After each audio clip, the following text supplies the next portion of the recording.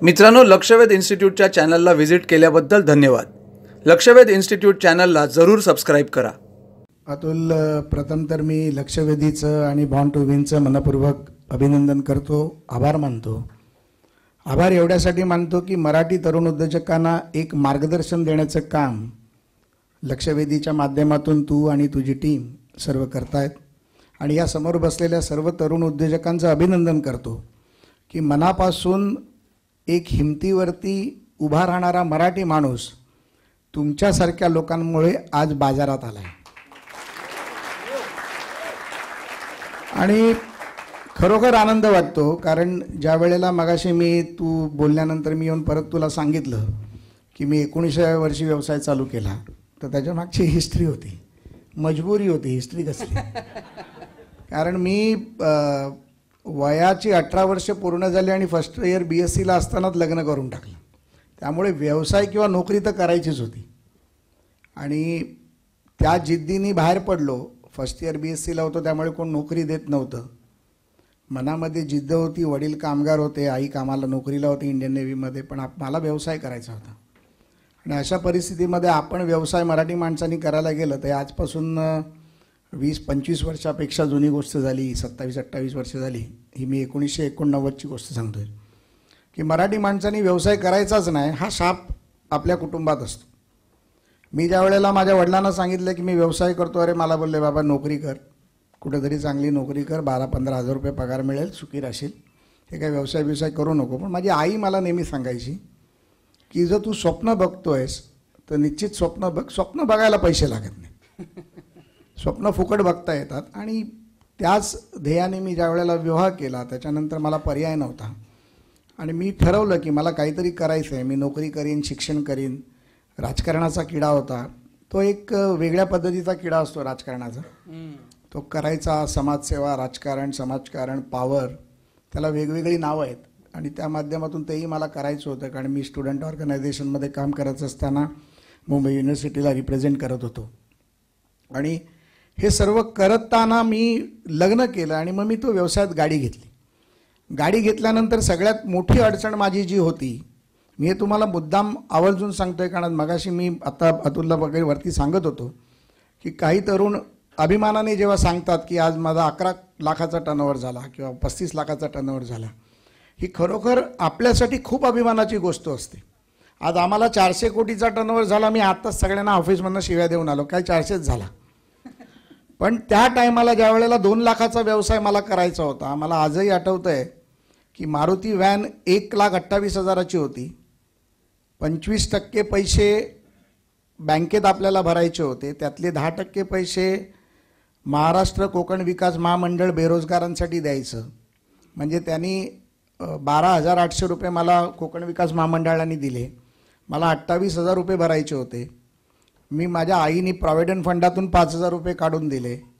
आईचं मंगळसूत्र आणि बायकोला आईने दिलेलं मंगळसूत्र, कारण लग्न मी पळून केलं, बुक्कड होतो, तर ते मंगळसूत्र असं अभ्युदय बँकेत घाण ठेवलं. तिकडनं 5,500 रुपये काढले. आणि त्याच्यानंतर जेव्हा मला 5-6 हजार रुपये कमी पडत होते आणि मी माझ्या नातेवाईकांकडे जेव्हा गेलो, तेव्हा माझ्या नातेवाईकांनी किंबहुना काही ओळखीच्या लोकांनी असं वडिलांना माझ्या सांगितलं की कशाला नको ते उद्योग करतोय, गपचूप नोकरी करायला सांग, हे काय मराठी माणसाचं काम नाही. हे का सांगतोय तुम्हाला की त्या परिस्थितीमध्ये मी ती गाडी घेतली. व्यवसाय मिळायसाठी मी वन भटकलो. त्या टायमाला लक्षवेधी, बॉर्न टू विन किंवा असे मराठी, मी MBX सारखी लोक मार्गदर्शन करणारी नव्हती. आणि मी लोकांकडे जायचो, मला काम द्या, मी काम करायला तयार आहे. मला काम कोण देत नव्हतं. अशा परिस्थितीत एक मित्र उभा राहिला जो टाइम्स ऑफ इंडियामध्ये कामाला होता. त्यांनी मला सांगितलं असं असं टेंडर आलं, तू टेंडर भर. ते टेंडर मी भरलं आणि मला ते कॉन्ट्रॅक्ट मिळालं.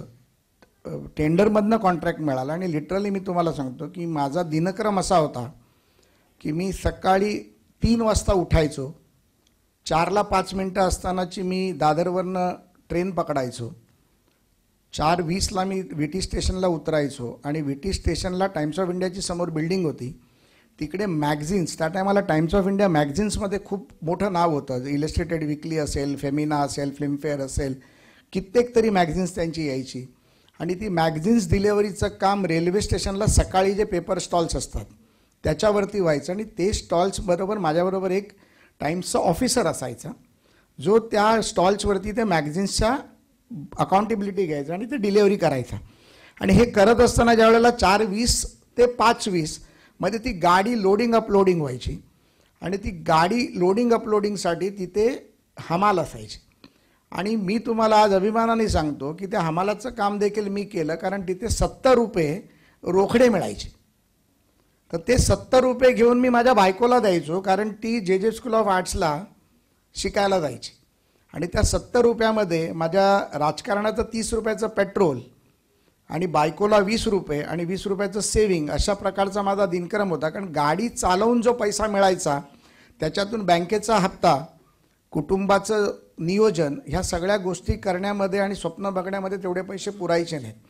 मग 3 ते 9 मी गाडी चालवायचो. सकाळची गोष्ट सांगतोय, रात्री 3 ते सकाळी 9, 9 ते दुपारी 2 मी कॉलेज करायचो. कारण मी BScचा स्टुडंट होतो, त्याच्यामुळे कितीही स्टुडंट लीडर असलो तरी प्रॅक्टिकल्स अटेंड करणं कंपल्सरी होतं. आणि त्याच्यानंतर 2 वाजता मी माझ्या बायकोला दादर स्टेशनला पिकअप करायचो मोटरसायकलनी. ती JJवरनं यायची, तिला घेऊन घरी जायचो, दोघे जेवायचो, मी 2 तास झोपायचो. पुन्हा 5 वाजता माझा किडा राजकारणाचा, त्याच्यासाठी मी बाहेर पडायचो. आणि मग रात्री पुन्हा 11-12 वाजता घरी जायचं आणि पुन्हा 3 वाजता उठून पुन्हा कार्यक्रम करायचा. म्हणजे ही सगळी दिनक्रम चक्री आम्ही केली आणि त्याच्यातून आम्ही मोठे झालो. मग हे करत असताना अजून आपण मोठं कसं होऊ? नाहीतर मग दिवसभर 3 ते 9 गाडी चालवायची, 9 ते 5 एज्युकेशन करायचं. मग ह्याच्यामध्ये ज्या वेळेला मला कळलं की आपल्याला जर मोठं व्हायचं असेल तर आपल्याला ग्रुप बनवावं लागेल, आपल्या लोकांना एकत्र करावं लागेल. आणि ह्या माध्यमातून अतुल, ही जी एज्युकेटेड अनएम्प्लॉईडची जी स्कीम होती, त्या स्कीमच्या माध्यमातून मी कॉलेजमधले विद्यार्थी दशेतल्या चळवळीतले 8-10 मुलं तयार केली आणि त्या लोकांना बँकांच्या माध्यमातून परमिट ओपन झाल्यानंतर व्हेकल्स घेऊन दिल्या. आणि त्या व्हेकल्स घेतल्यानंतर त्यांना तुमच्या पायावर सक्षम उभं राहण्यासाठी तुम्हीही व्यवसाय करा, या व्यवसायाच्या माध्यमातून त्यांना मी माझ्याबरोबर जोडले. आणि त्या 8-10 गाड्या माझ्या कंपनीच्या बॅनरखाली मी कनेक्ट केल्या आणि माझ्या कंपनीचा बॅनर मी एका गाडीवरून 10 गाडीवरती नेला. तर हा एक व्यवसायाचा विजन झाला की तुम्हाला तुमच्याकडे पैसे नसताना समोरच्या व्यक्तीला बरोबर घेऊन तुम्ही स्वतःचा एक्सपोजर किती मोठा करू शकता, तो जर तुम्हाला शिकता आला आणि त्या माध्यमातून तुमच्याबरोबर जो तुम्हाला जुडलेला माणूस आहे तो माणूसही कसा मोठा होईल, तो रोजगार कसा कमवेल, त्याला त्याचा व्यवसाय करण्याचा अभिमान कसा वाटेल, हे ज्या टायमाला समोरच्याला जेव्हा तुम्ही कम्फर्ट देता आणि तुमचाही पॅरलल जेव्हा तुम्ही विकास करता, त्याच टायमाला तुम्हाला जीवनात यश मिळतं, याच्यावरती मला खात्री आहे. आणि हे करत करत मी एका गाडीवरून स्वतःच्या 5-6 गाड्या घेतल्या, पण अशा ग्रुपच्या मिळून मी 36 गाड्या बनवल्या. आणि त्या 36 गाड्यांमधनं प्रत्येक गाडीच्या मागे मला 10% मी दिलेल्या व्यवसायाचं कमिशन म्हणून मला 10% कंपन्यांकडनं मिळायला लागलं. म्हणजे जर मी अतुल तुला गाडी घेऊन दिली आणि तुझा 10,000चा व्यवसाय महिन्याला केला तर तुला तुझे 10,000 मिळत होते, पण ज्या कंपनीकडनं मी व्यवसाय करतो ती कंपनी मला 1,000 रुपये देत होती. अशा प्रकारे मी माझा व्यवसाय वाढवत गेलो आणि तो वाढवता वाढवता वाढवता 36 गाड्या माझ्या बॅनरखाली, इतर लोकांच्या गाड्या, असा करून तो व्यवसाय मी खूप मोठा वाढवला. आणि 2007-2008मध्ये आर्थिक प्रचंड मोठी मंदी आली, 97-98मध्ये. आणि त्या आर्थिक मंदीमध्ये प्रचंड प्रॉब्लेम्स झाले, लोकांच्या अडचणी झाल्या. हर्षद मेहताचा स्कॅम त्या टायमाला झाला आणि मार्केट प्रचंड तुटलं. आणि अशा परिस्थितीमध्ये टुरिस्टची परमिट ओपन झाली आणि मोठे मोठे जायंट्स प्लेयर्स या टुरिस्टच्या व्यवसायामध्ये, हर्ट्स रेंटचं कारसारखी वगैरे, साई सर्व्हिसेससारखी लोक बल्कमध्ये गाड्या घेऊन या व्यवसायात उतरली. मला आजही आठवतं आहे, महिंद्रा अँड महिंद्रानी पण स्वतःची कंपनी टाकली होती. आणि हे जायंट्स आल्यानंतर मग आमच्यासारख्या छोट्या माणसांनी व्यवसाय कसा करायचा किंवा किंबहुना हा व्यवसाय पुढे चालेल की नाही चालेल, ह्या सगळ्या अडचणीतून मग आपण काय केलं पाहिजे. त्या टायमाला एक असा व्यवसाय आपण केला पाहिजे की जो व्यवसाय लोकांच्या रोजच्या गरजेचा असेल. मग लोकांच्या गरजेचं काय, तर आपण सकाळी उठलो तर टूथपेस्ट लागते, ती आपल्याला लागणारच. बिस्लरीचं जर आपण पाणी पितो, जर मिनरल वॉटर असेल, आता आपल्या एका मित्राचं कोणाला तरी पाण्याचं वॉटर प्रोडक्ट पण आहे, पण आपण बोलताना आजही दुकानात गेलो की सांगतो अरे बिस्लरी दे. बिस्लरी इज अ ब्रँड, पण त्यांनी स्वतःचं ब्रँड असं क्रिएट केलं. दात घासायचं दंतमंजन म्हटलं तर आपण सांगतो कोलगेट दे, साबण पूर्वी सांगितलं तर सांगायचो लाईफ बॉय दे. मग असं एक प्रोडक्ट आपलं क्रिएट झालं पाहिजे जे प्रोडक्ट लोकांच्या जीवनातलं रोजचं आहे. ज्याच्यामध्ये आपलं भागभांडवल कमी लागेल. हे भागभांडवल लागत असताना आपण ज्या वेळेला लोकांसमोर जाऊ त्या टायमाला आपलं प्रोडक्ट हे आपलं ब्रँड किंवा आपण प्रोडक्ट क्रिएट केलेलं प्रोडक्ट असेल हे ज्या वेळेला लोकांना कळेल त्याच टायमाला तुमची प्रगती होऊ शकेल हे माझ्या लक्षात आलं. आणि हे ह्याच्या शोधात असताना माझं MBAचं शिक्षण त्या टायमाला कंप्लीट झालं होतं आणि टाइम्स ऑफ इंडियामध्ये एक आर्टिकल आलं होतं की भारतामध्ये प्रचंड प्रमाणात इन्व्हेस्टमेंट्स येत आहेत. पुढचं जे जग आहे हे जग भारत एक नंबरवर असेल. जगातल्या सगळ्या इन्व्हेस्टमेंट इन्फ्रास्ट्रक्चर्स भारतात येतील. भारतामध्ये मर्चंट बँकर्स येत होते, बँक्स येत होत्या, मॉल संस्कृती येत होती, मल्टिप्लेक्स येत होते, 5 स्टार्स हॉटेल्स येत होते, रोड्स येत होते. आणि हे सगळं होत असताना 5 स्टार्स हॉस्पिटल्स येत होती. हे केल्यानंतर मग इकडची मेंटॅलिटी जी आहे मुंबईची किंवा महाराष्ट्राची किंवा भारताची ही ह्या इन्फ्रास्ट्रक्चरला पूरक आहे का, मग त्याचा मेंटेनन्स कोण करेल, याच्यावरती एक आर्टिकल टाइम्स ऑफ इंडियामध्ये होतं. आणि त्या आर्टिकलला पकडून मी विचार केला की माझा व्यवसाय ह्या मेंटेनन्सचा असायला पाहिजे, जेणेकरून जशी सकाळी उठल्यानंतर लोकांना कोलगेट लागते किंवा दाढीचं ब्लेड लागतं टोपाचं, तसं यांना सकाळी ज्या वेळेला हे स्वतःचा ऑफिसचा दरवाजा उघडतील त्या टायमाला यांना एक फॅसिलिटी मॅनेजर लागेल, फॅसिलिटी काम करणारा कामगार लागेल. आणि त्या विचाराने मी 1999 ते 2000 या वेळेत मी त्या विषयाचा अभ्यास केला. मार्केट कॅप किती आहे, त्याच्यामध्ये इल्लिगल मार्केट किती आहे, अनऑर्गनाइज मार्केट किती लोक काम करतात, आपल्या लोकांची मानसिकता याच्यामध्ये काम करण्याची आहे का, ह्या सगळ्याचा अभ्यास केला. आणि 2000 मध्ये 10 ऑक्टोबर 2000 साली मी कंपनी चालू केली. आणि ही कंपनीचं फॉर्मेशन आणि हे सर्व करत करत मी ॲक्झॅक्ट कंपनी चालू केली 28 एप्रिल 2001ला. आणि त्याचं फॉर्मेशन केलं होतं मी 10 ऑक्टोबर 2000 साली. आणि मग जसं तू मगाशी म्हणालास तसं की 2,28,000चं भाग भांडवल, कारण पूर्वीच्या व्यवसायामध्ये जे कमवलं 97-98 पर्यंत ते मी ते 3-4 वर्षात ते माझं गेलं. आणि मग ते 2,28,000 रुपयामध्ये मी पुन्हा एकदा कंपनी बनवली. आणि त्या टायमाला मी तुम्हाला सांगतो की माझा फोकस होता, माझा विजन होता की ही कंपनी इंटिग्रेटेड फॅसिलिटी मॅनेजमेंट करीन. हे मी 2001 साली विचार केला होता. 2001 साली इंटिग्रेटेड फॅसिलिटी मॅनेजमेंट हे भारतातल्या लोकांना माहिती नव्हतं. इंटिग्रेटेड फॅसिलिटी मॅनेजमेंट म्हणजे काय, तर ज्या सर्व्हिसेस एखाद्या वास्तूला किंवा एखाद्या हॉस्पिटलला, एखाद्या मॉलला, एखाद्या हॉटेलला, एखाद्या इन्स्टिट्यूटला, एखाद्या एअरपोर्टला ज्या लागतात त्या एका ठिकाणी एका छत्राखाली आम्ही देऊ शकू अशी कंपनी भारतात एकही नव्हती. मग ज्यावेळेला मी ह्याच्या सर्व्हिसेसमध्ये गेलो आणि मी ह्याचा रिसर्च केला तेव्हा मला लक्षात आलं की या जगामधल्या ज्या मोठ्या कंपन्या आहेत, जसं CBRE झालं, नाईट फ्रँक झालं, JLL झालं, ISS झालं, ह्या अशा जगातल्या कंपन्या भारतात येतात.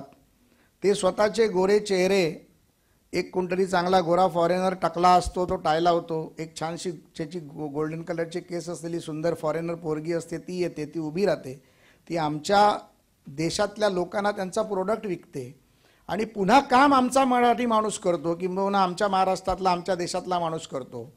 त्या माणसाचे ते 15,000 रुपये त्यावेळेला घ्यायचे आणि आमच्या लोकांना 5,500 रुपये द्यायचे. म्हणजे 9,500चा गॅप त्यांच्या खिशात जात होता.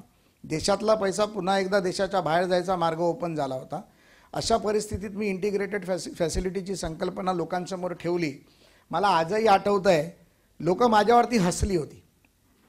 अरे कसला झाडू मारायचा धंदा करतो, कसला गार्ड पुरवायचा धंदा करतो. कारण त्या टायमाला सिक्युरिटी गार्डचा बिझनेस हा एक विशिष्ट समाजातली, उत्तर भारतातली लोकच करतात.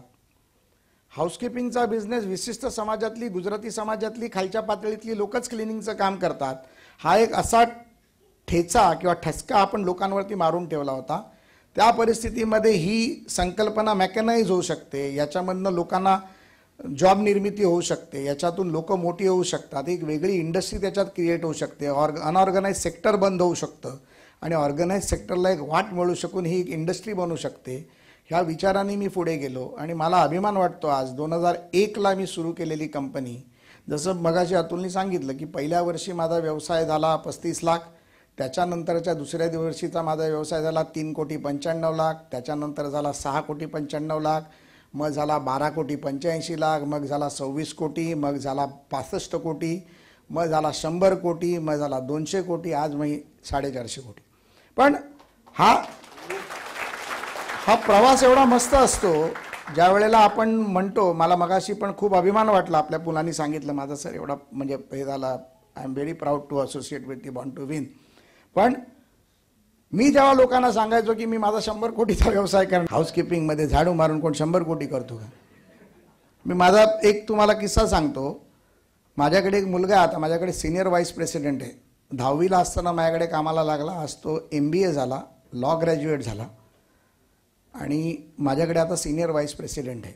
मी त्याचं उदाहरण बऱ्याच ठिकाणी देतो. माझ्याकडे एक माझ्या कंपनीमध्ये डायरेक्टर आहे, माझा मित्र आहे, माझ्या पहिल्या दिवसापासून माझ्याबरोबर आहे. Basically bye education is a civil engineer, पण तो माझ्याबरोबर सिक्युरिटीच्या व्यवसायात होता. आता तो माझा सगळा एव्हिएशनचा बिझनेसचा पार्टनर आहे. त्याचं आणि त्याचं भांडण झालं. तर हा जो मुलगा होता, जो त्यावेळेला 12वीला होता, राहुल, तो बोलला, सर मी काम करणार नाही, मी नोकरी सोडतो. आणि त्यावेळेला त्या मुलामध्ये मला जे पोटेन्शियल दिसलं ते मला एवढं भयंकर वाटलं की हा माझा पार्टनरपेक्षा ह्या मुलाचं पोटेन्शियल जास्त आहे, तर मला ह्याला सोडलं नाही पाहिजे. मी त्याला बोलवलं. त्यावेळेला त्याला पगार होता 1800 रुपये. तर मला म्हणाला, सर मला कामच नाही करायचं. तर मी म्हटलं, बाबा काय नाही करायचं? नाही करायचं मला काम. मला तुम्ही पगार किती देणार? म्हटलं तुला 1800 रुपये, मी 3000 रुपये देतो. मला म्हणाला, मला 10,000 रुपये पगार पाहिजे. तेव्हा त्याची 10,000ची किंमत नव्हती त्याच्या प्रोफाईलसाठी. मी त्याला म्हटलं दिले. मग म्हणाला, सर मी कॉलेजला पण जातो, मला 2 तास मी लेट येणार. म्हटलं दिले. अजून काय म्हटलं पाहिजे तुला? तर नाही. मला म्हणाला की मग खरं सांगू सर, मला ह्या तुमच्या पार्टनरचा खूप राग आहे, मला त्याच्यावर कामच करायचं नव्हतं. म्हटलं तू काम कर, तो तुझ्या कामात इंटरफेअर करणार नाही, मला तुझा परफॉर्मन्स हवा. त्यावेळेला त्या मुलाने मला विचारलं की सर तुम्ही मला 10,000 रुपये द्यायला तयार झालात, मला तुम्ही हे द्यायला तयार झाला, त्याचं कारण काय? मी म्हटलं बाळा बघ, आपण खूप मोठे होणार, आपण 100 कोटी रुपयाची कंपनी करणार. आणि म्हटलं तू माझ्याबरोबर तोपर्यंत असणार ज्या वेळेला आपल्या कंपनीची व्हॅल्यू 10,000 कोटी रुपये असेल. आणि म्हटलं याला जास्त टाईम लागणार नाही, म्हटलं आपण पुढच्या 15-20 वर्षात 10,000 कोटीपर्यंत जाणार. त्याने नोकरी घेतली आणि तो गेला. आज मी त्याला कधी कधी सांगतो की मी तुला तेव्हा 10,000 दिले, पण अजूनपर्यंत तू माझ्याकडे किती कमी पैशात काम करतोय तुला माहीत नाही. पण जोक अपार्ट, पण तो मुलगा आजही ज्या वेळेला तो सेमिनार्समध्ये जातो त्या टायमाला तो सांगतो, ज्या टायमाला सरांनी मला सांगितलं की आपण 100 कोटीची कंपनी करणार, तेव्हा मी बाहेर लोकांना सांगितलं हा माणूस सकाळी दारू पिऊन आलाय, 100 कोटीची कंपनी. कारण आपण ज्या वेळेला विचार करतो, आपण कुठल्याही गोष्टीमध्ये, तुम्हाला मी सगळ्यांना आवाहन करीन, म्हणजे तुम्हाला मी विनंती करीन की एखाद्या गोष्टीचं ध्येय डोक्यासमोर ठेवा की मला हे करायचं आहे. मी आज जर पाणी बनवण्याच्या इंडस्ट्रीमध्ये आहे तर माझा प्रोडक्ट हा माझा, मी स्वतः कॉम्पिटिटर आहे, माझा बिस्लरी कॉम्पिटिटर नाही, माझा एक्वाफिना कॉम्पिटिटर किंवा माझा दुसरा कोण कॉम्पिटिटर नाही, माझा कॉम्पिटिटर मी स्वतः आहे. मग माझ्यासाठी मार्ग कुठला ओपन आहे?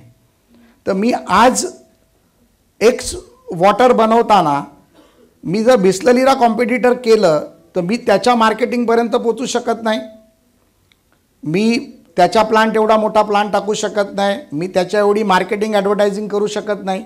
मग अशा परिस्थितीमध्ये मी माझा प्रोडक्ट कुठल्या लेवलला विकू शकेन ते मी स्वतः जाणलं पाहिजे आणि त्याची तयारी मी केली पाहिजे. मग माझा प्रोडक्ट कोण आहे? तर रेल्वे स्टेशनवरती उतरणारा माणूस माझा प्रोडक्ट आहे, टॅक्सीमध्ये बसणारा माणूस माझा प्रोडक्ट आहे, बसस्टॉपमध्ये उतरणारा माणूस माझा प्रोडक्ट आहे. कारण बिस्लरीची बाटली जर 20 रुपयाला मिळत असेल तर तू तुझी बाटली ती 12 रुपयाला किंवा 15 रुपयाला विकू शकतो.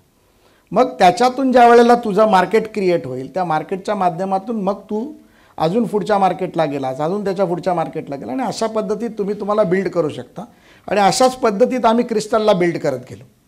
मी ज्या वेळेला केलं त्या टायमाला 2001 ते 2006 मला जो क्लायंट मिळाला, हमारा जगह में कोई तो भी घुसा है, तुम सिक्युरिटी बिठाओ, आम्ही बसवून टाकले. हमारा इधर से आदमी नीचे नहीं उतरता है, तुम्हारे 4 आदमी बिठाओ, आम्ही बसवून टाकले. कारण मला मार्केट कॅप कवर करायचं होतं, मला तो एक्सपोजर पाहिजे होता की माझ्याकडे जास्त लोक आहेत, माझ्याकडे व्यवसाय आहे, मला हा इंडस्ट्रीमध्ये मी काम करतो, त्या इंडस्ट्रीमध्ये करतो.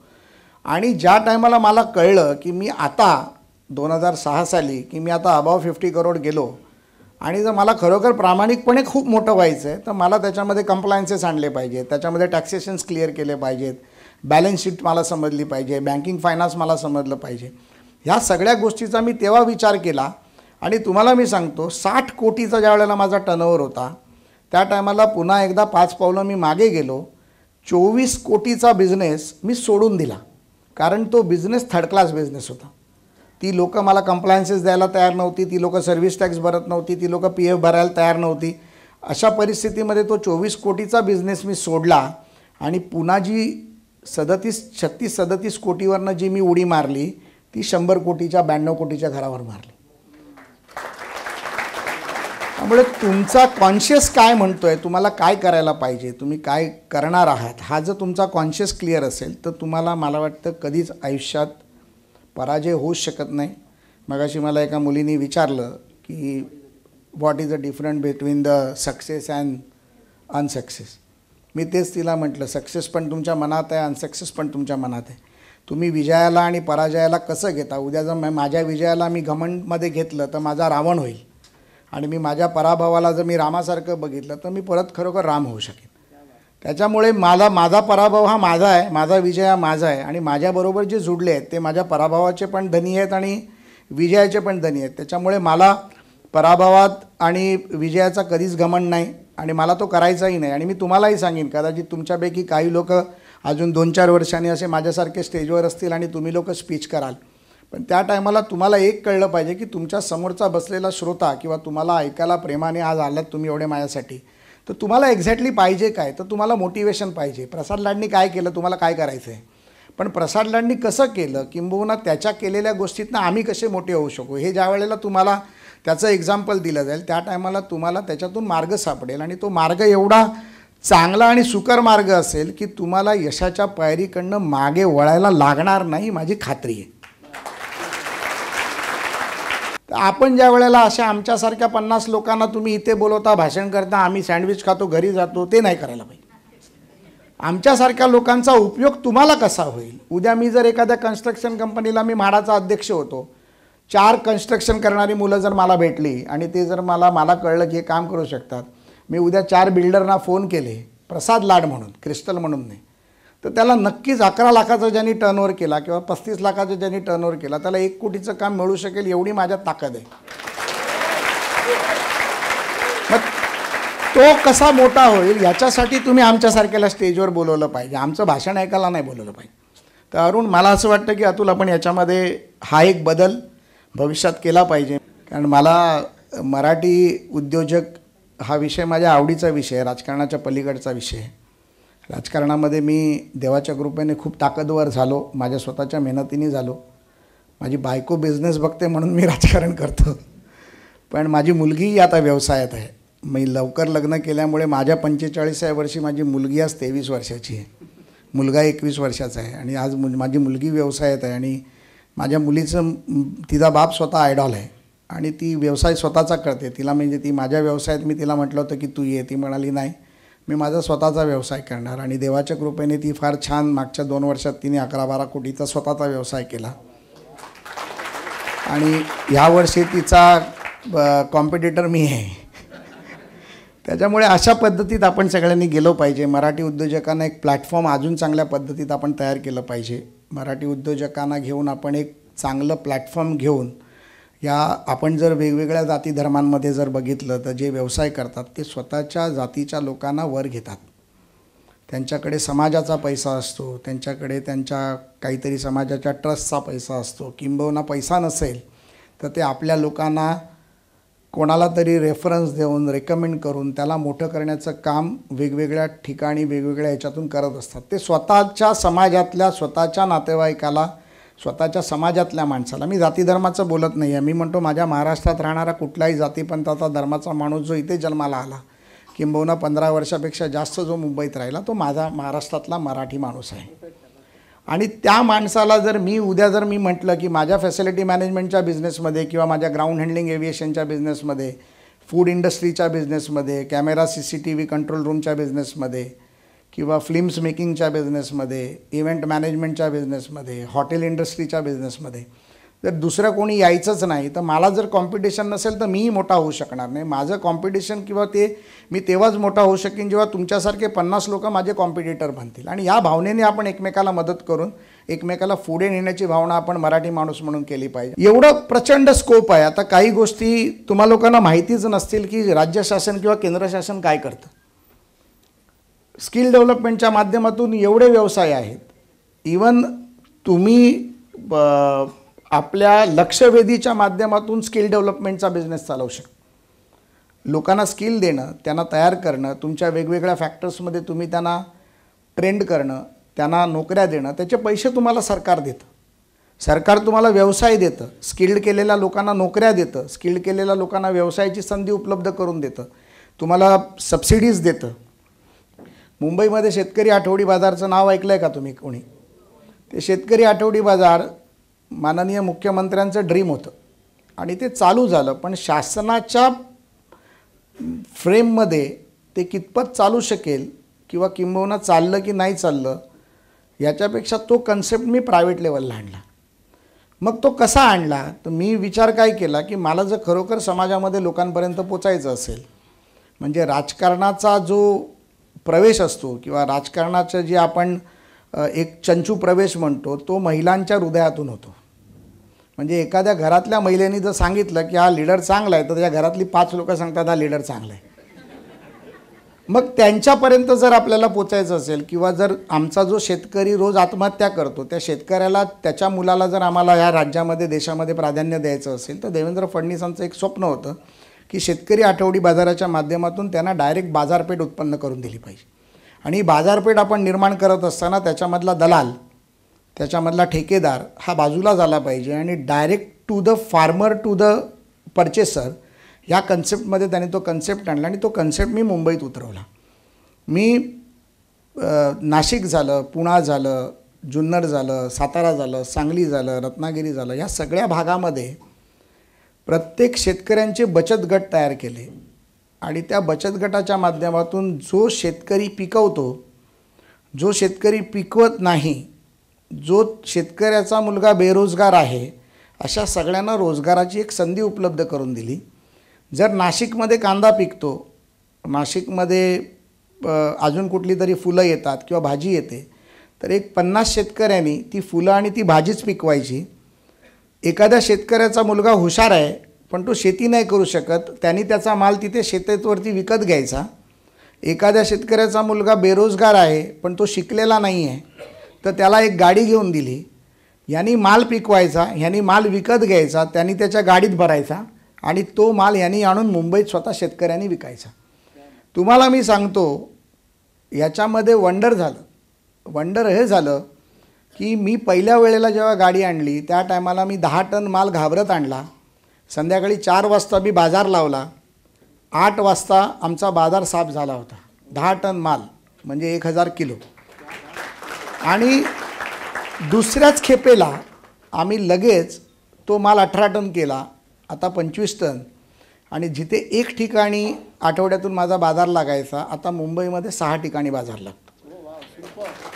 आणि माझं ड्रीम हे होतं की मी हा बाजार मुंबईमध्ये 36 ठिकाणी लावीन, जेणेकरून रोज 6 ठिकाणी लागेल आणि मुंबईमध्ये आठवड्याभरात 36 ठिकाणी लागेल. 6 36, 7व्या दिवशी पुन्हा आठवडी बाजार आला पाहिजे. आणि या माध्यमातून काय झालं, जर आज तुम्ही जर ॲव्हरेज बिझनेस बघितला तर मी माझ्या उद्घाटनाच्या दिवशी अतुल एक प्रेसमध्ये बोललो की हा बिझनेस 150 कोटी रुपयाचा आहे. मला दुसऱ्या दिवशी इकॉनॉमिक टाइम्सचा फोन आला की ये 150 करोड कैसा आहे बताओ. तर मी बोललो है आपण पण लबाड. सिंपल आहे. मी म्हटलं की 10 लाखाचा मी ॲव्हरेज बिझनेस, मी नाही म्हणत 25 लाखाचा करतो, कारण 25 टन माल जेव्हा विकतो तेव्हा 20-1 लाखाचा बिझनेस होतो. 10 लाखाचा जर मी व्यवसाय केला, 6 बाजारांनी जर व्यवसाय केला तर तो 60 लाख रुपये रोजचा व्यवसाय करतो. आठवड्याला तो 3 कोटी 60 लाखाचा व्यवसाय करतो. 4 आठवडे जर तुम्ही पकडले तर तो 15 कोटीचा महिन्याला व्यवसाय करतो. 14.5-15 कोटीचा मल्टिप्लाय बाय 12 करा, तो 150 कोटी रुपये जातो. हे मी मिनिमम सांगतो. मग ह्या फोकसवरती जर मी काम करायला निघालो आणि जर मला वाटतं की तुमच्यापैकी काही तरुणांनी जर बरोबर आले तर हा व्यवसाय तुम्ही भगिनी तरुण सगळे करू शकता. माल तुम्हाला आणून आम्ही मार्केटमध्ये देतो आणि मला याच्यातून एक रुपया कमवायचा नाही. मी तुम्हाला परत परत सांगतो, माझ्या स्टेटमेंट तो रेकॉर्ड पण करतो आहे, रेकॉर्ड करा. मला पैसे नाही कमवायचे. मला या माध्यमातून डायरेक्ट शेतकरी टू कंझ्युमर आणि कंझ्युमरच्या माध्यमातून मग याच्यामधनं मी तुम्हाला अजून पुढे जाऊन सांगतो. मग काही महिला मला अप्रोच झाल्या की सर आम्ही पापड बनवतो, आम्ही कुरड्या बनवतो, आम्ही लोणची बनवतो. मग काही महिला आल्या आम्ही मोदक बनवतो. एक मोदक 25 रुपयाला आठवडी बाजारात विकला जाईल ह्याची मी कल्पना केली नव्हती. 25 रुपयाला एक मोदक विकला जातो. आता इकडे माटुंग्याला आठवडी बाजार आहे आता माझा, इथे इंडियन जिमखान्याला दर मंगळवारी इथे लागतो. म्हणजे लोक ह्या विभागात गुजराती समाज जास्त आहे. 4:30ला मार्केट चालू होतं, 3:30 वाजता त्या पिशव्या घेऊन उभ्या असतात. एवढा स्वस्त आणि ताजा माल मिळतो आणि त्याच्यानंतर शेतकरी प्रॉफिट करतो. आता ह्या कन्सेप्टला मी मॉडिफाईड बिझनेसमध्ये आणतो आहे. मी मुंबईमध्ये 225 गाड्या घेतो आहे, टेम्पोज. आणि ह्या येणाऱ्या भाज्या नवी मुंबईमध्ये एका गोडाऊनमध्ये सकाळी उतरणार आणि या 225 तरुणांच्या बचत गटांना ह्या गाड्या देणार. त्या तरुणांनी त्या गाड्यांच्या माध्यमातून भाजी विकायची, स्वतःचं प्रॉफिट करायचं आणि त्या गाडीचं इन्स्टॉलमेंट भरायचं. त्यांना आता पैसे द्यायचे नाहीत, पैसे मी देणार आहे. भाजी पण मी देणार आहे, पापड मी देणार आहे, लोणचं मी देणार आहे, मोदक बनवणारी बाई पण मी देणार आहे.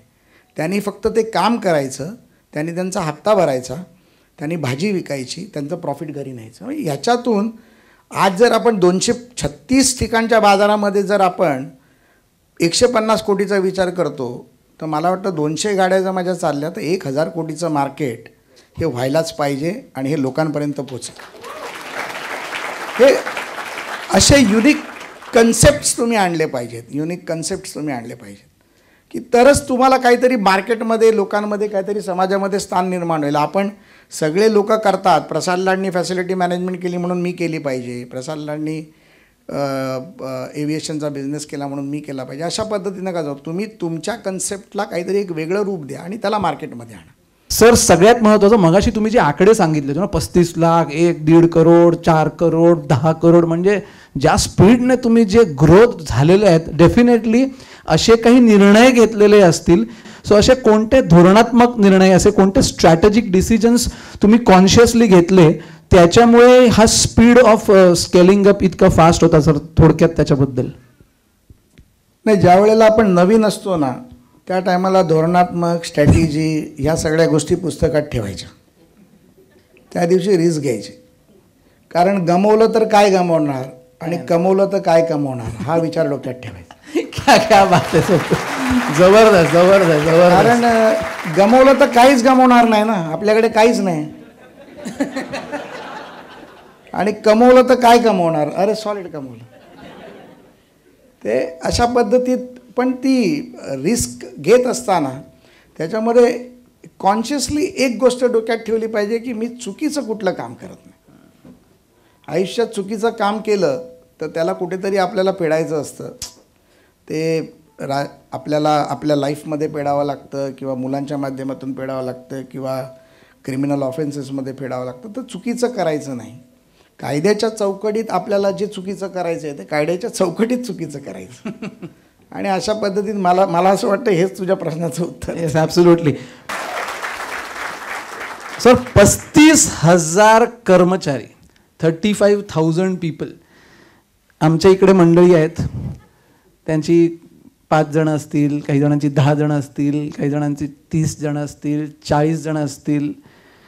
आणि टिपिकल डायलॉग सांगतो सर, चांगली माणसं मिळत नाहीत, जी मिळतात ती टिकत नाहीत आणि जी टिकतात ती काम करत नाहीत. 35,000 माणसं. सर डेफिनेटली तुमच्याकडे काहीतरी असं असणार ज्याच्यामुळे एवढा मोठा हा ताफा जो आहे ह्याचं व्यवस्थापन, ह्याचा सांभाळ तुम्ही करता. सो पीपल मॅनेजमेंटच्या काय टिप्स आहेत ज्या तुम्ही आम्हाला सगळ्यांना द्याल? ही कुठलीही इंडस्ट्री, म्हणजे ज्या इंडस्ट्रीमध्ये मॅनपॉवर रिलेटेड आहे त्या इंडस्ट्रीचा रिटेन्शन हा खूप मोठा असतो. आणि आमच्या इंडस्ट्रीमध्ये जवळजवळ तो लोकांकडे 60 आणि 70%, 80% पण जातो. कारण इथे काम करणारा माणूस असतो हा अनसॅटिस्फाईड माणूस असतो. त्याला कुठेतरी 200 रुपये 500 रुपये जास्त मिळाले, पगार टायमात मिळाला तर तो आपल्याला सोडून जातो.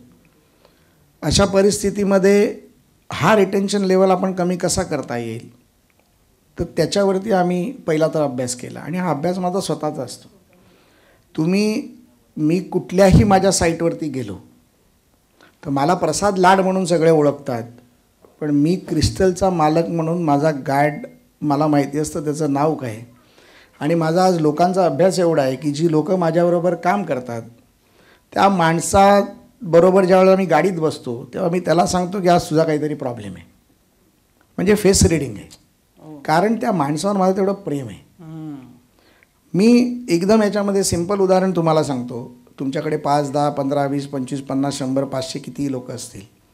सगळ्यात मोठं उदाहरण हे आहे की ज्या वेळेला मी माझा बिझनेस चालू केला त्यावेळेला मगाशी मी एक शब्द वापरला की मला माझा ब्रँड क्रिएट करायचा होता. तर माझा ब्रँड हा क्रिस्टल नाही आहे. माझा ब्रँड हा माझ्या साईटवरती उभा राहणारा माझा जेनिटर, माझा गार्ड किंवा जो फॅसिलिटर आहे तो माझा ब्रँड आहे. तर त्याचं सुख कशामध्ये आहे?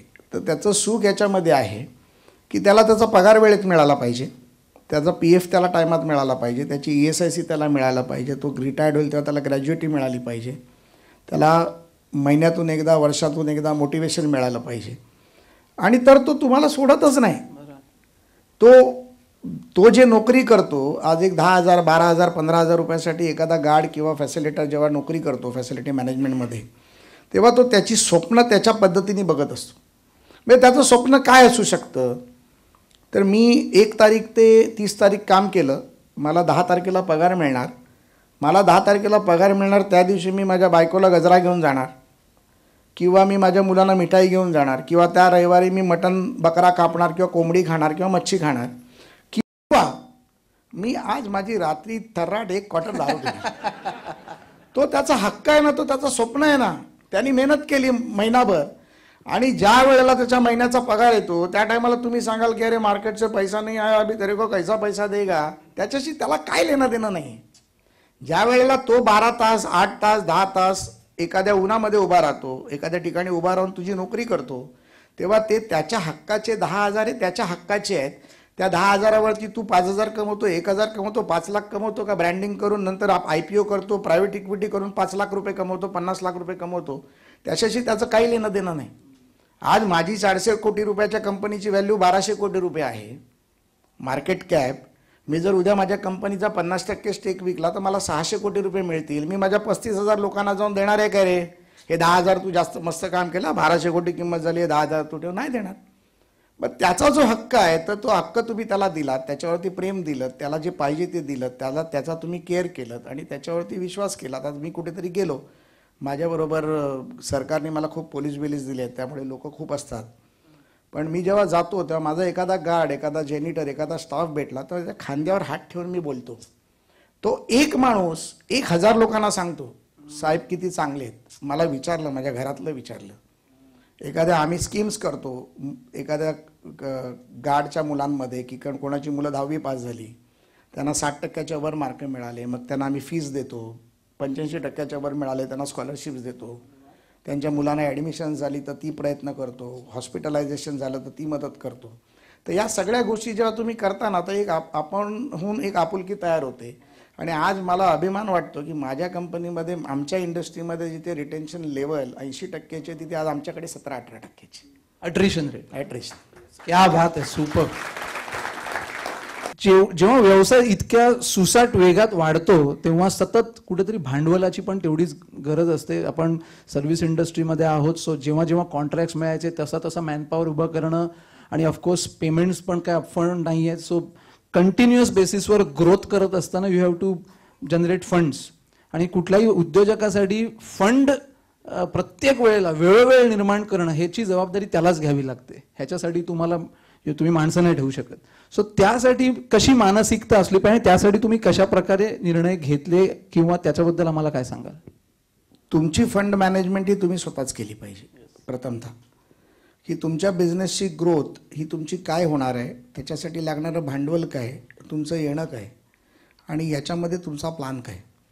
कारण कुठल्याही व्यवसायाला पैसा हा लागतोच. मगाशी जसं मी म्हटलं की एक ग्रोथ 100 कोटीपर्यंत जाते. जेव्हा आपण व्यवसाय सुरू करतो तेव्हा पहिल्या 1 कोटीपर्यंत आपल्याला फार मजा असते. तो व्यवसाय जेव्हा 10 कोटीकडे जातो त्या टायमाला आपल्याला फंड्सची चणचण चालू होते. 10 कोटी जेव्हा आपण क्रॉस करतो त्या टायमाला 50 कोटीपर्यंत आपल्याला काहीच वाटत नाही, कारण 50 कोटीपर्यंत तो आपल्याला वेव मिळतो. त्याच्यानंतर 50 कोटी ते 100 कोटी पुन्हा एकदा मजा असते, आणि एकदा 100 कोटी क्रॉस केलं की नंतर तुम्हाला मागे वळून बघायला लागत नाही. पण हे सगळं करत असताना 1 कोटी किंवा 1 लाख ते 100 कोटी हा प्रवास फार भयानक प्रवास असतो. याच्यामध्ये जर तुमची स्वतःची फंड मॅनेजमेंट नसेल, तुमचा स्वतःचा येणारा पैसा त्याला मॅनिप्युलेट करणं, त्याचं डिस्ट्रीब्युशन ऑफ फंड्स हा व्यवस्थित प्रकारे करणं, की त्याच्यापैकी आज जर मी माझ्या बिझनेसचं जर एक्झाम्पल द्यायला गेलो तर माझ्याकडे व्हेरियस 5-6 बिझनेसेस आहेत. पण मी जर एक्झाम्पल द्यायला गेलो, एक बिझनेस सांगतो फॅसिलिटी मॅनेजमेंटमध्ये. जर माझं महिन्याचं बिल एक एक्झाम्पल 25 कोटी रुपये आहे, त्या 25 कोटी रुपयामध्ये मला जर माझे पगार आणि कंप्लायन्सेस, ॲडमिनिस्ट्रेशन, बॅकएंड, कॉर्पोरेट ऑफिस, तामझाम खर्च, ब्रँडिंग, IT ह्या सगळ्याचा मिळून जर मला 22.5 कोटी रुपये महिन्याचा तर खर्च येणार आहे, बँक इंटरेस्ट आणि सगळं पकडून, तर माझा फोकस पाहिजे की मी माझ्या 25 कोटीच्या बिलासमोर पहिलं तर 22.5 कोटी रुपये आणू कसे. नॉर्मली काय होतं की आपण जेव्हा व्यवसाय करत जातो त्या टायमाला व्यवसाय करत असताना आपण व्यवसायाच्या नशेत असतो किंवा आपल्याला त्याचा विचार करायची वेळ मिळत नाही. पण आपल्यापेक्षा जास्त पैसे आपल्या बँका कमवतात. आपला बँकर हा आपल्यापेक्षा खुश असतो, कारण त्याला महिन्याला 14%, 13%, 12.5% हे फिक्स मिळत असतात, आणि त्याला 12.5% देण्यासाठी आपण मेहनत करत असतो. पण जर आपण हा व्यवसाय आपला फंड मॅनेजमेंट जर व्यवस्थित केला तर कदाचित आपल्याला पैसे फार कमी लागतील जे बँकाला द्यावे लागतात. आता आम्ही व्यवसाय करत असताना ज्या वेळेला माझं महिन्याचं बिलिंग आता एक मला वाटतं 45-50 कोटीच्या घरात सगळ्या कंपन्यांचं मिळून आहे, आमचा फोकस असतो की मला या महिन्यामध्ये एक 40 कोटी रुपये सॅलरीला लागणार आहेत. PF, ESIC, PTax, service tax, MLW, PF, त्याच्यानंतर ॲडमिनिस्ट्रेशन, इलेक्ट्रिक बिल, बँकेचा इंटरेस्ट, इन्स्ट्रुमेंटचे, इक्विपमेंटचा मेंटेनन्स आणि सगळं फिक्स कॉस्ट. त्या टायमाला आम्ही ज्या वेळेला आमचं 50 कोटीचं बिलिंग आहे, आम्ही त्याच्यामध्ये फोकस ठेवतो जर मला 40 कोटी खर्च आहे तर 45 कोटीचं माझं कलेक्शन आलंच पाहिजे. हे ज्या दिवशी तुम्ही तुमच्या स्वतःला एक काय म्हणतो आपण त्याला वळण लावून घेता की माझे रिकव्हरी मेकॅनिझम झाली की तुमचा बिझनेस तो पहिल्या दिवसापासून तुम्हाला करायला पाहिजे. दुसरी गोष्ट, कळत न कळत फंड्समधले मास्टर्स इथे बसले आहेत, पण आपण ज्या वेळेला कळत न कळत करतो तर आपण कधी कधी PF लेट भरतो, आपल्याला ते माहिती नसतं, पण त्याचा 24% इंटरेस्ट येतो. सर्व्हिस टॅक्स नाही भरला 18% इंटरेस्ट येतो. हे छोटा व्यवसाय असताना लक्षात येत नाही, पण ज्या वेळेला तुमचा व्यवसाय वाढतो आणि ज्या वेळेला तुमच्याकडे एक चांगला ऑडिटर येऊन बसतो आणि तो तुम्हाला जेव्हा हे सगळं सांगतो त्या टायमाला आपल्याला कळतं अरे मी कमवलं काहीच नाही, मी घालवलं. त्याच्यामुळे फंड मॅनेजमेंट जर व्यवस्थित असेल तर तुम्हाला पैशाची एक तर बँकांची गरज लागत नाही, लागली तर फार कमी लागते. दुसरी गोष्ट, जर फंड मॅनेजमेंट व्यवस्थित असेल तर आपण त्या माध्यमातून आपले कंप्लायन्सेस, आपली बॅलन्स शीट, आपले सगळे डॉक्युमेंटेशन जर क्लिअर ठेवले तर कुठलीही अशी इन्स्टिट्यूट नाही जी की तुम्हाला पैसे देत नाही. कारण जे काय आपलं चारित्र्य जे आहे ते चारित्र्य आपल्या पेपरवरती असतं. पण तुम्ही टॅक्सेशन कसा भरता, तुमचे चेक बाउन्स झालेत की नाही झालेत, तुम्ही गव्हर्नमेंटचे कंप्लायन्सेस रेग्युलर भरता की नाही भरत, तुमचं मार्केटमधलं स्टेटस काय, क्लायंटमध्ये तुमचं रेप्युटेशन काय, या सगळ्या गोष्टीवरती बँक तुम्हाला एंटरटेन करत असते आणि त्या माध्यमातून बँक आपल्याला पैसेही देते. आज सरकारकडे राज्यामध्ये प्रायव्हेट बँकांमध्ये एवढा प्रचंड पैसा आहे की पैसे द्यायला लोक तयार आहेत, पण चांगले पैसे घेणारी लोक नाही आहेत. आज मी एका बँकेला रिप्रेझेंट करतो, मुंबई जिल्हा बँकेला. मुंबई जिल्हा बँकेमध्ये माझ्याकडे 6,000 कोटीची बँक आहे, मला 3,000 कोटी वाटायचे आहेत. माझ्याकडे माणसं पैसे घ्यायला नाही आहेत, हे तुम्हाला मी सांगतो. तुम्ही चांगले उद्योजक म्हणून या, चांगले पेपर आणा, मी तुम्हाला पैसे द्यायला तयार. तर चक्री अजून जोरदार फिरायला लागले आता. नाही, मी तुम्हाला का सांगतोय, कारण हे मी अनुभवलंय. मला कोण पैसे द्यायला तयार नव्हतं. त्या बँकेबद्दल मला अभिमान पण आहे आणि त्या बँकेबद्दल मला चीड पण आहे. मला ज्या वेळेला बँकेने पैसे दिले आणि माझे त्या टायमाला जे पार्टनर होते ते पार्टनर मुंबईतले फार मोठा प्रसिद्ध माणूस होता आणि जेव्हा त्यांनी माझी ग्रोथ बघितली आणि तो माझ्यापासून सेपरेट झाला, काही कारणामुळे आमचे डिस्प्यूट झाले किंवा आम्ही एकत्र बसून ठरवलं की वेगळं व्हायला पाहिजे. त्यांच्या एका मॅनेजरनी मला सांगितलं की तुम्हाला पैसे पेड करावे लागतील 3 कोटी रुपये परत. म्हटलं का बाबा? तर मला म्हणतो तुमच्या पार्टनर तुमच्यापासून विड्रॉ झाले. अरे म्हटलं झालं, पैसे मला दिले, माझ्या धंद्याला दिले का पार्टनरच्या थोबड्याला दिले? म्हटलं हे चुकीचं आहे. आणि मी त्या दिवशी निर्णय घेतला आणि मी त्या बँकेतून शिफ्ट झालो. माझं 3 कोटीचं लोन होतं. दुसऱ्या बँकेनी, प्रायव्हेट बँकेने माझा परफॉर्मन्स, माझे पेपर आणि माझी कुवत बघून त्याच्या 3 कोटीच्या समोर मला 10 कोटी रुपये दिले. म्हणजे आपण कोणाला काय रिप्रेझेंट करतो आणि तुमचा कॉन्फिडन्स काय. आणि आज पुन्हा ह्या सगळ्या बँका माझ्या मागे आहेत, आमच्याकडनं पैसे घे. पण आता मला नको आहेत, माझ्याकडे राजकारणामुळे नाही, माझ्याकडे कंपनीकडे बँकर्स खूप आहेत. सो मगाशी तुम्ही सांगितलं की सगळं हे PF, ESIC, अजून बाकीचे सगळे स्टॅच्युटरी कंप्लायन्सेस हे सगळे एका लेवलला आल्यानंतर मग तुम्ही ठरवलं की ह्या सगळ्या गोष्टी आपल्याला करायला पाहिजे आणि त्या दरम्यान तुम्ही 50 कोटींवरनं 24 CR आलात. आणि ऑफकोर्स त्या क्षेत्रात म्हणजे त्यावेळेला माझ्या मते कॉम्पिटिशन पण भरपूर जाणवत असेल, कारण छोटे छोटे प्लेयर्स भरपूर येतात आणि हे सगळे प्लेयर्स जे आहेत हे सगळे कंप्लायन्स वगैरे करत नाही, टॅक्स बेस किंवा काही. आणि ऑफकोर्स तुम्ही ज्यांच्यावर कॉम्पिट करताय दे आर अगेन जायंट्स. आणि taking this very critical decision to follow this all compliances. So ह्या सगळ्या गोष्टींच्या दरम्यान कसे काय तुम्हाला चॅलेंजेस आले, म्हणजे facing the competitors, small players and again challenging the big players, त्याला तुम्ही तोंड कसं काय दिलं? Again the vision. माझं विजन फार क्लिअर होतं की मला काय करायचं आहे. म्हणजे मला माझी कंपनी पब्लिक लिमिटेडपर्यंत न्यायची आहे किंवा मला प्रायव्हेट इक्विटी करायची आहे किंवा मला लोकांमधली सगळ्यात मोठी एक चांगली कंप्लायन्सेस असलेली कंपनी करायची आहे. एक हुशार व्यावसायिक म्हण किंवा राजकारणी म्हणून म्हण की दूरदृष्टीने मी विचार करतो. आत्ता ज्या टायमाला डिमॉनिटायझेशन झालं त्यावेळेला मला 1 पैशाचा पण त्रास झाला नाही, कारण आम्ही एवढे कंप्लायन्सेसमध्ये परफेक्ट आहोत 100%. त्याच्यामुळे आम्हाला त्याच्याबद्दल काय वाटलंच नाही. आणि मला असं वाटतं की हे सर्व करत असताना तुम्ही तुमच्या विजननी गेलात तर तुम्हाला कुठेच त्रास होत नाही. आज मुंबईमध्ये मी कंपन्यांची नावं घेत नाही, पण माझ्यापेक्षा 5 पट मोठ्या कंपन्या बंद पडायच्या लाईनीवर आहेत. आज ग्रुप 4 बद्दल तुम्ही ऐकलं असेल, तिथे युनियनबाजी झाली, ती बंद पडते. टॉप्समध्ये 180 कोटीचं बॅकलॉग आहे. आणि अशा कित्येक कंपन्या आहेत, आपल्याला नावं नाही घ्यायची. मी फॉरेन कंपनीज तुम्हाला सांगेन ज्या येणाऱ्या 3, 4, 6 महिन्यात बंद पडतील. आपलं विजन काय, मी मगाशी म्हटलं की माझा कॉम्पिटिटर मी स्वतः आहे. माझा कॉम्पिटिटर JLL नाही, माझा कॉम्पिटिटर ISS नाही, माझा कॉम्पिटिटर BVG इंडिया नाही, माझा कॉम्पिटिटर नाईट फ्रँक नाही. माझा कॉम्पिटिटर मी स्वतः आहे. मला काय करायचं आहे ते मी ठरवलं पाहिजे. मी गेल्या वर्षीचं तुम्हाला एक उदाहरण सांगतो. ज्यावेळेला आमचा जो ग्रोथ असतो तो आम्ही 35% ग्रोथ ठेवतो. म्हणजे जनरल मार्केट ट्रेंडमध्ये पहिल्या फेजमध्ये 35% ठेवू नका, 300% ठेवा. नंतर जेव्हा मोठे व्हाल तेव्हा त्याला स्केल डाऊन करा. मी 35% ग्रोथ ठेवतो. 35%मध्ये 15% आमचा असा अंदाज असतो की आमचा जुना क्लायंट निघून जाईल आणि मग आमच्याकडे 20% राहील आणि 10% आम्हाला इंटरनल ग्रोथ मिळेल आणि 5% आम्हाला कॉस्ट ग्रोथ मिळेल आणि पुन्हा आम्ही 35%वरती पोचू. तर तो 35%चा ग्रोथ गेल्या वर्षी मी माझ्या CEO आणि माझ्या टीमला आम्ही बसलो असताना आम्ही जसं मगाशी तुला मी सांगितलं की 2 गोष्टी सांगेन, त्यातली दुसरी गोष्ट आता अटॅच करतो.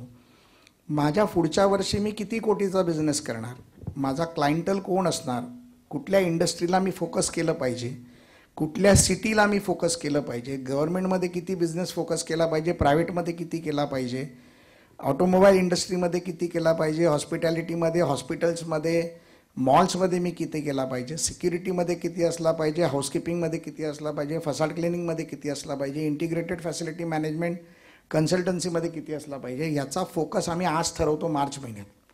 आणि मार्च एंडमध्ये आमचा अख्खा बिझनेस प्लॅन तयार असतो जो आम्ही पुढच्या वर्षीसाठी राबवतो.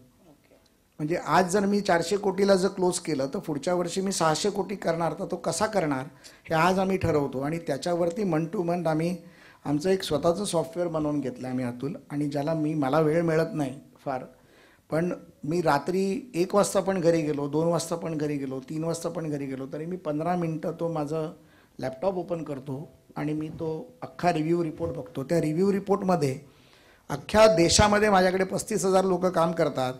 तर चेन्नईमध्ये एक हॉस्पिटल आहे, त्या हॉस्पिटलमध्ये माझे 500 लोक काम करतात.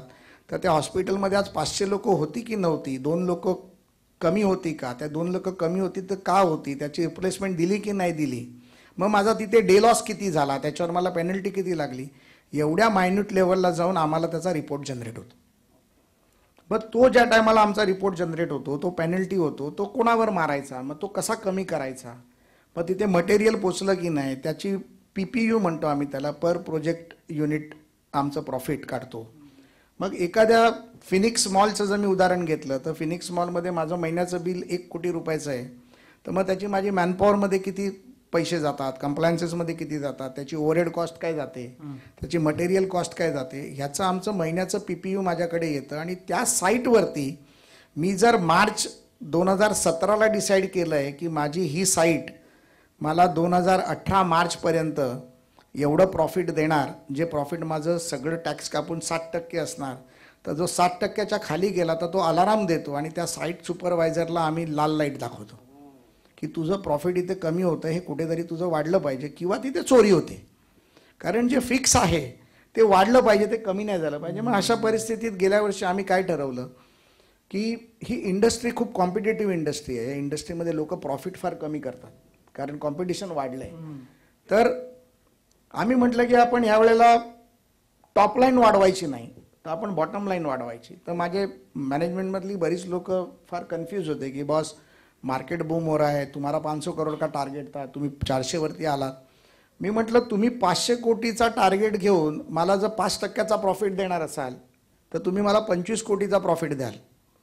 400 कोटीचा टार्गेट घ्या आणि मला 60%चं प्रॉफिट द्या, मला 28 कोटी रुपये प्रॉफिट आहे. याच्यात काय झालं, 100 कोटीच्या मागे लागणारी ॲडिशनल मॅनपॉवर, 100 कोटीच्या लागणारी ॲडिशनल माझे एफर्ट्स, माझे कॉन्टॅक्ट्स, माझ्या लोकांची मेहनत, मला लागणारा बँकेचा सपोर्ट, ह्या सगळ्या गोष्टी 100 कोटींनी कमी झाल्या, पण माझं 7 कोटींनी प्रॉफिट, नेट प्रॉफिट वाढलं.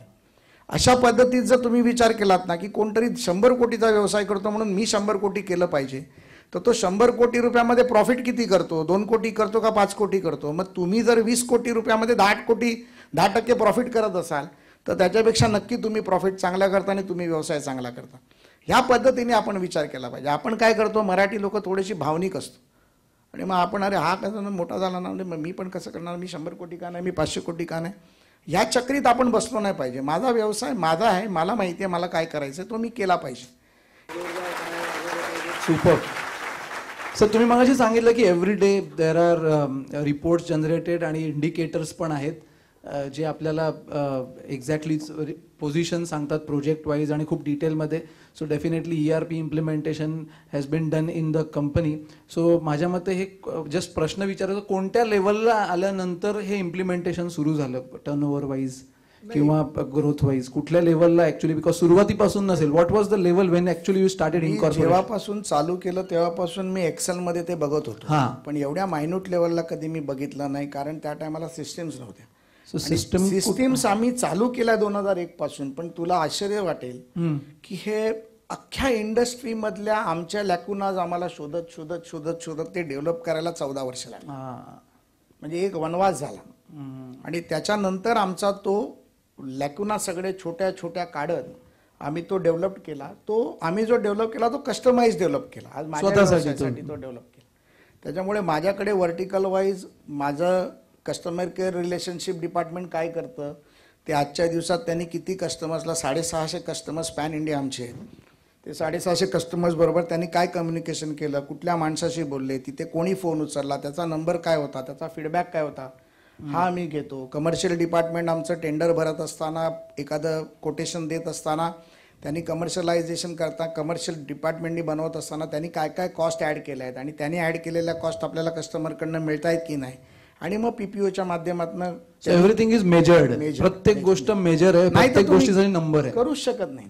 सर वैयक्तिक, व्यावसायिक, राजकीय, सामाजिक असे वेगवेगळे चेहरे आहेत तुमचे. सर हे कसं काय सर समतोल साधता तुम्ही? How you do it, how you retain this energy, आणि कशा प्रकारे हा बॅलन्स तुम्ही साधता? नटसम्राट.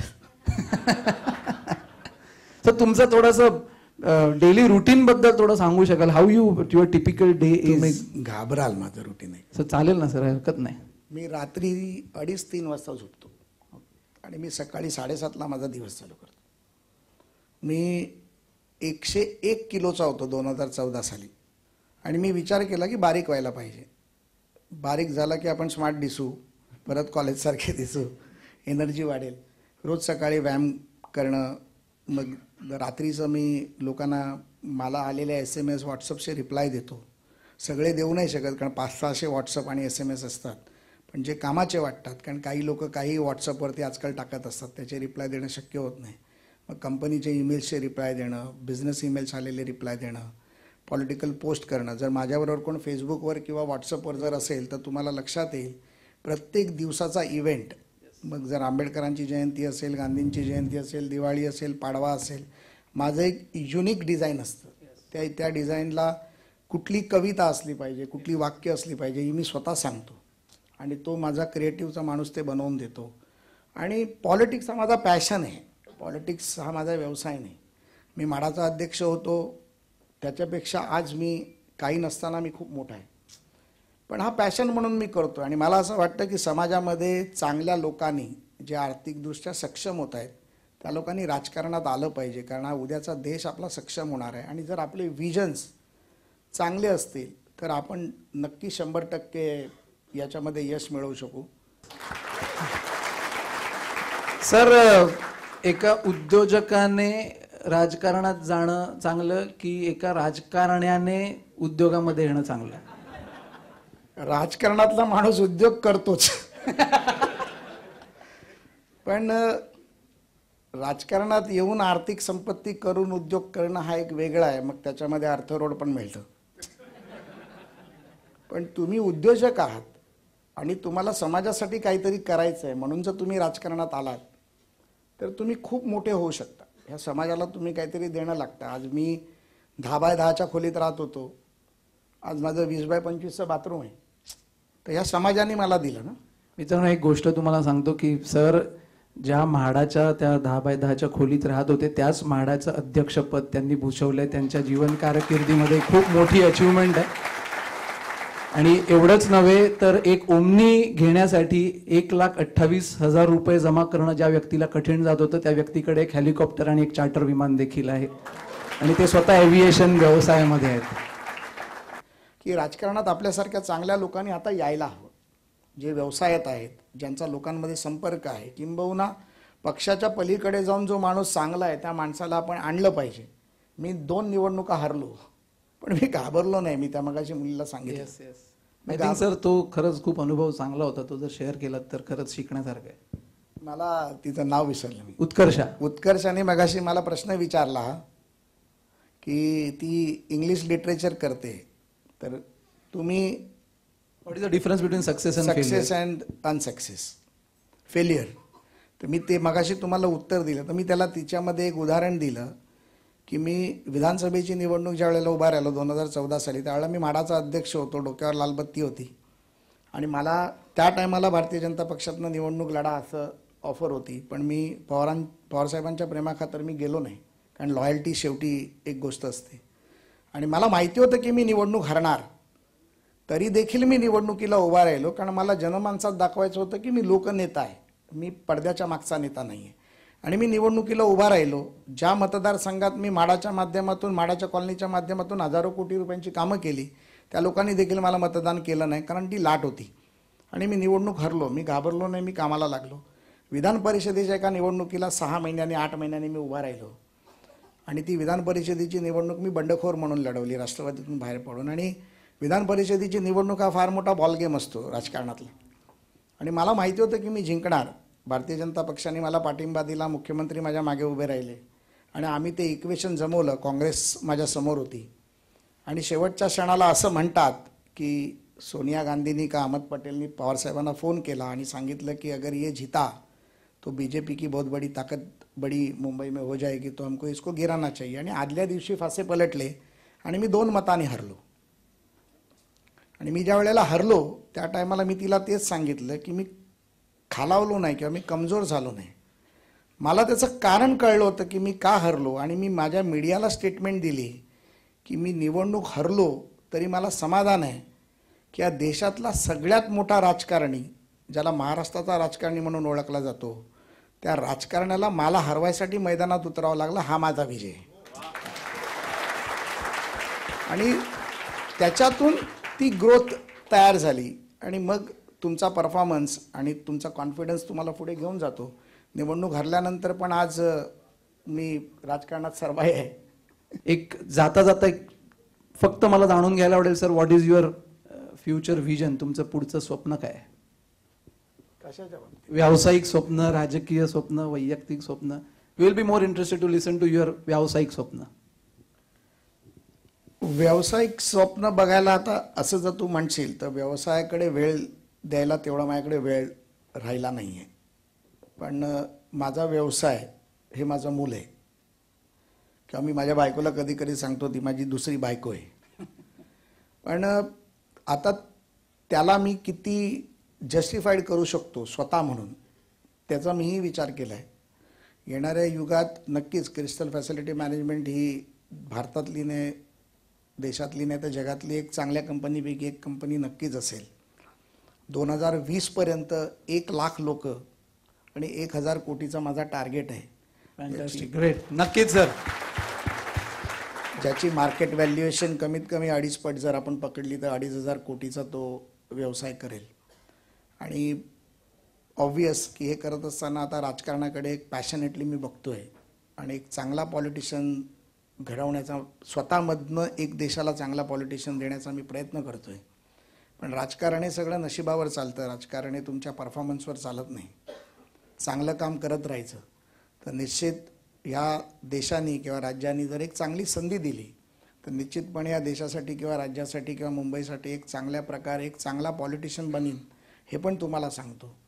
आणि एक पॉलिटिशियन व्यावसायिक असलेला पॉलिटिशियन होतो तर ह्या देशामध्ये काय बदल घडवू शकतो, किंबहुना तरुण आपल्या लोकांना कसं मोठं प्लॅटफॉर्म करू देऊ शकतो याचं एक उदाहरण मी होऊ शकेन.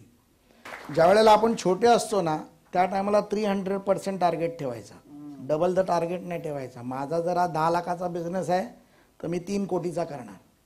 पुन्हा एकदा 50चा झाला, आपलं काय गेलं, 50 झाला ना. पण जो 3 फोकस केला तर तुला 50 मिळणार किंवा 3 अचीव होईल. तू 10चा 20 फोकस केला आणि 15 झाला तर तू काहीच अचीव नाही केलं. मग 3 फोकस कर आणि 50 कर, 1 कर, 2 कर, नाही 20 झाला तर 20 झाला.